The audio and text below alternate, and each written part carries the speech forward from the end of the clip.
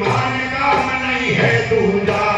अरे ओ या दुनिया में नारी धर्म पति की है दूजा।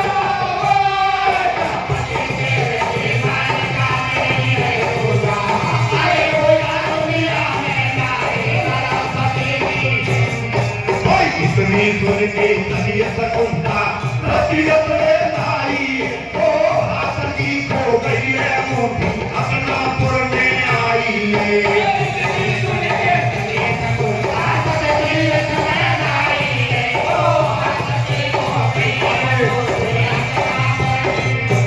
वो पति को समझाए सुनायो चरण में शीश नवायो कद याद करो आ दिन की जो मत शादी करके आयो।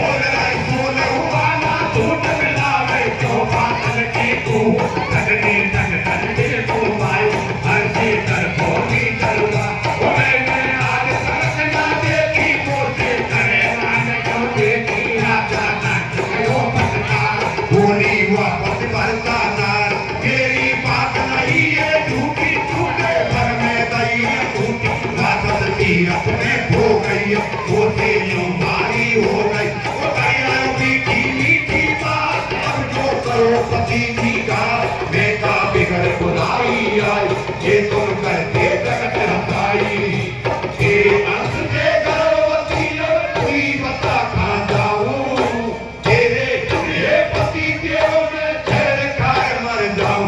सारो हे पूरो विश्वास करे क्यों मन में लो। अरे ओ मेरे पुत्र होए को दुनिया खेली पकड़ो।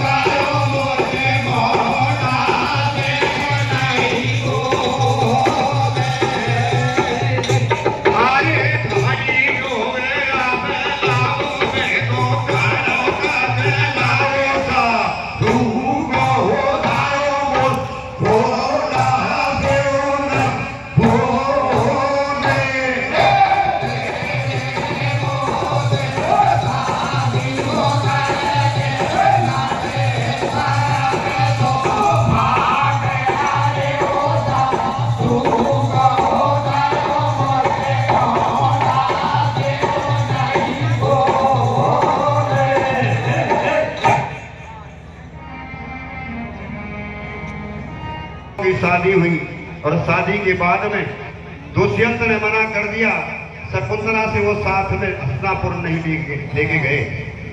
तो प्रिय बंधु वो एक दिन अपने पति के ध्यान में मग्न थी। उसी वक्त दुर्वासा ऋषि आ गए। तो दुर्वासा ऋषि का वो अपने पति के ध्यान में थी। दुर्वासा ऋषि को उसको पता ही नहीं लगा कि दुर्वासा भी आए हैं। सज्जनों, दुर्वासा ने अपना नरादर देख करके और श्राप दे दिया कि जा, तू जिसके ध्यान में मग्न है वही तुझे भूल जाएगा। श्राप दे दिया। सज्जनों, शकुंतला की आंख खुली, देखा तो दुर्वासा खड़े हैं और श्राप दे दिया। वो क्षमा याचना करने लगी कि ऋषिवर मुझसे गलती हो गई, आपका मैंने कोई स्वागत सत्कार नहीं किया, अब आपने श्राप दे दिया, लेकिन इसका कोई उपाय है क्या? ऋषिवर कहने लगे, हाँ इसका एक उपाय है।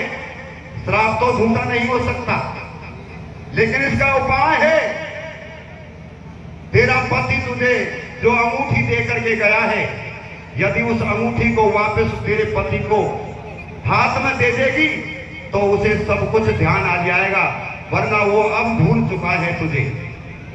तो सज्जनों, ये कह करके और दुर्वासा पधार जाते हैं। कुछ ही दिनों के बाद में उसके धर्मपिता कर्णव ऋषि कहीं से तीर्थ करके आ गए और पूरा वृत्तांत शकुंतला ने उसको सुना दिया कि पिताश्री, मैंने मेरा विवाह मन इच्छा से इसी पद में कर लिया है दुष्यंत के साथ में। ऋषिवर राजी हुई, एक बेटी, ये काम मुझे करना था, तू तुमने कर लिया है तो बहुत अच्छी बात है। और अपनी विवाहिता बेटी को सम्मान पूर्वक विदा किया। जाते समय सज्जनों, रास्ते में एक सची नाम का तीर्थ पड़ता है। उस तीर्थ में शकुंतला आचमन करती है और आचमन करते समय वो उंगली से वो अंगूठी थी, वो निकल करके उस सरोवर में डूब जाती है। प्रिय बंधो, वो पश्चाताप करने लगी, भगवान मेरे पति को याद दिलाने की मात्र वो अंगूठी थी, वो भी सरोवर में डूब गई है, मैं क्या करूं? पश्चाताप करती हस्तिनापुर पहुंचती है, राज दरबार में जाकर के और दुष्यंत के चरणों में ढोक लगाती है कि प्राणनाथ, मैं आपकी दासी, मुझे स्वीकार करो। दुष्यंत श्रापग्रस्त था, वो भूल गया था, कहने लगा, कौन दासी, क्या कहना चाहती हो? वो कहने लगी, प्राणनाथ आप मुझे भूल गए, मैं आपकी अर्धांगिनी हूं, आप वन में मुझसे शादी करके आए थे और आपने मुझे एक अंगूठी भी दी थी, लेकिन वो अंगूठी सरोवर में डूब गई है, इसलिए आप याद करो। लेकिन श्राप तो श्राप होता है। सज्जनों, भूल गया था, कहने लगा, तू कोई ठगनी है, ठग करके यहाँ रानी बनना चाहती है, चली जाओ यहाँ से। वो कहने लगी, प्राणनाथ, मैं वन में आपके अंश से गर्भवती भी हूं, मेरी जगत हंसाई होगी, आप ऐसा मत करो, मैं कहां जाऊं? लेकिन राजा बिल्कुल मना कर देता है और उसको त्याग देता है। सज्जनों, वो अपने ऐसे संकट काल में अपनी माता मेनका को याद करती है और मेनका उसे कश्यप के आश्रम पर पहुंचाती है और वहीं जाकर के 9 महीना पूरा होते हैं और भरत का जन्म उस आश्रम पर हो जाता है। इधर जो अंगूठी खोई थी, वो अंगूठी एक धीवर को मिल जाती है मछली के द्वारा, और उस अंगूठी को लेकर के वो धीवर बाजार में बेचने के लिए जाता है। राजा के कुछ सैनिकों ने उसे पकड़ लिया, क्योंकि उस अंगूठी पे दुष्यंत लिखा था। सज्जनों, धीवर को सैनिकों ने राज दरबार में पेश किया कि महाराज, ये आपका चोर है, ये अंगूठी इस पर है आपकी। वो कहने लगा, प्रभु मैंने कोई अंगूठी चोरी नहीं की, मुझे तो एक मछली के पेट से मिली है। लेकिन जो ही राजा ने हाथ में वो अंगूठी ली तो वो श्राप मुक्त हो गया भैया। और श्राप हटते ही से सब कुछ ध्यान आ गया कि मैंने शकुंतला से वन में शादी की और मैंने उस निर्दोष को ठुकरा दिया। हे भगवान, मैंने बहुत बड़ा पाप किया है, इसका पश्चाताप मैं कैसे कर सकूं? हे प्रभु, मेरा ही आप मार्गदर्शन कर सकते हैं, मैं कौन सी दिशा में उसको हेरूं, कहां ढूंढूं? तो तीनों लोकों में और संसार में वो घूमता है और रानी का और उस भरत बेटा का कैसे मिलाप होता है, कीर्तन के माध्यम से सुनेंगे सज्जनों। कैसे होता है भैया?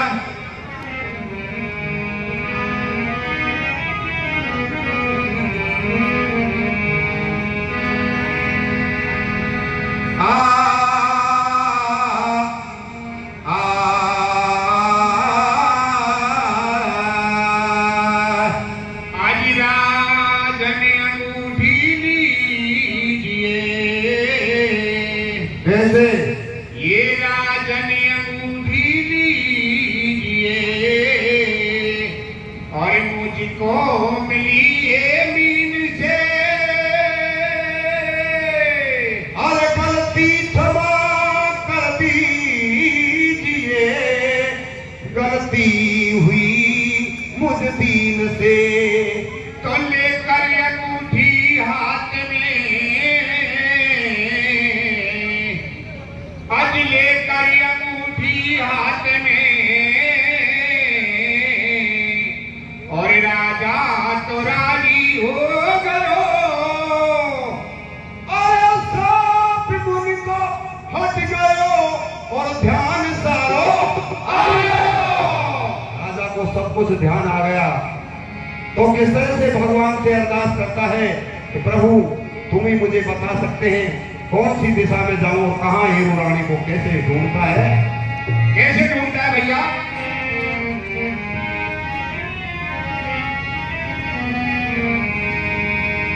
वो भगवान मेरी अर्जी पे दीजो नेक ध्यान रे। भगवान मेरी अर्जी पे दीजो नेक ध्यान रे। भगवान मेरी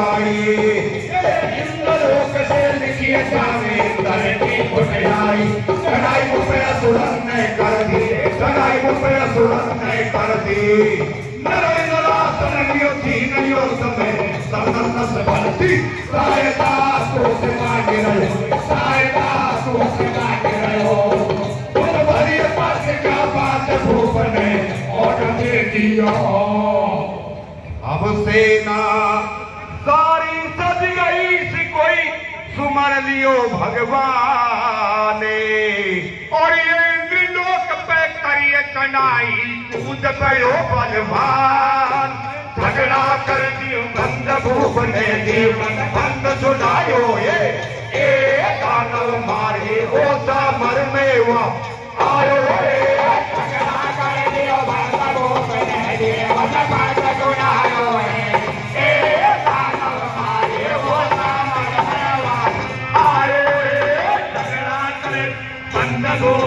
जीवन भंग सुनायो रे दानव मारे होता मन में आयो भूप ने एकदम सदा बनाई रे वक बात समझ में आई मेरो तो भाव मन भटके मुनि के दर्शन करूं एक मान सड़क पर थोड़ा बटन तो वो सिंगन के मोना खोले थोड़ा बटन तो डोला रे के मोना खोले थोड़ा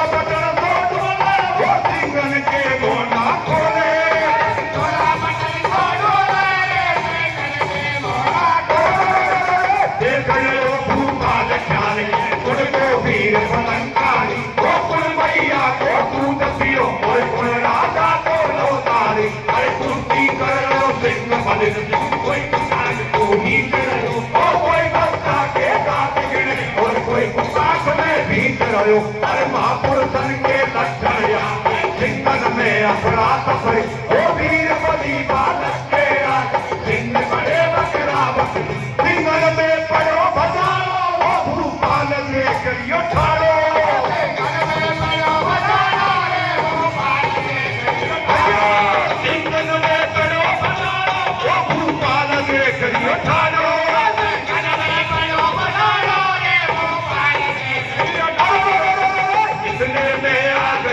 कुंता बेटा को समझा रही है तो प्राणपति की धीरे धीरे पाल उठा रही है चरण में गिर पड़ी एकदम बस को भेद बता रही है और तो याद करो मेरे सैया छोरा तू समझा रही है अरे हो गई खुशी हमारा भूख ने छोरा को जब उठायो तो लोग पिता के दर्शन करके हसनापुर में आयो अरे आगे चल कर या छोरा भरत नाम बतलायो ओ भरत नाम से आगे नाम कमायो अरे पांडव यही वंश में हुए हरि गुण गायो राजा भरत नाम कमायो अरे वो पांडव यही वंश में हुए हरि जब हम भारत के माती वीर साहसी राजस्थानी तो साड़ी लगती महुआ की तहसील पतो बतलायो रे अरे कीर्तन भरियो सभा में भगवान ने गायो लगती महुआ की तहसील पतो बतलायो अरे कीर्तन भरियो सभा में भगवान लगती महुआ की तहसील पतो बतलायो रे अरे कीर्तन भरियो सभा में भगवान